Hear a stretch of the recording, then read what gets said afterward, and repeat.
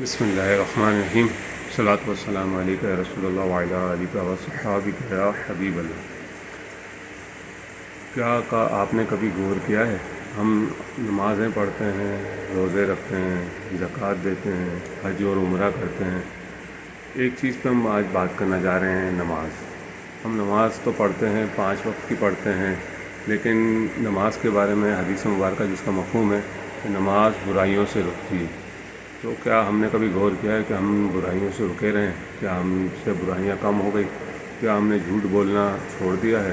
کیا ہم نے ملاوٹ کرنا چھوڑ دیا ہے؟ کیا ہم نے کم ناپ تول کرنا چھوڑ دیا ہے؟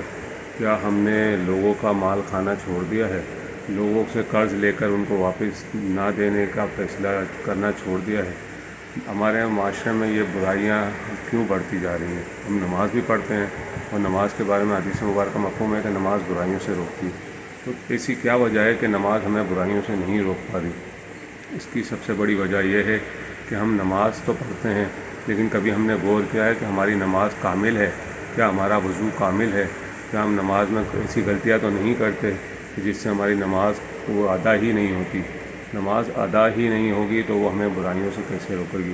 کیا ہمارا نماز میں خشوع و خضوع ہوتا ہے؟ جب ہم نماز پڑھ رہے ہوتے ہیں تو ہمارے حالت یہ ہوتی ہے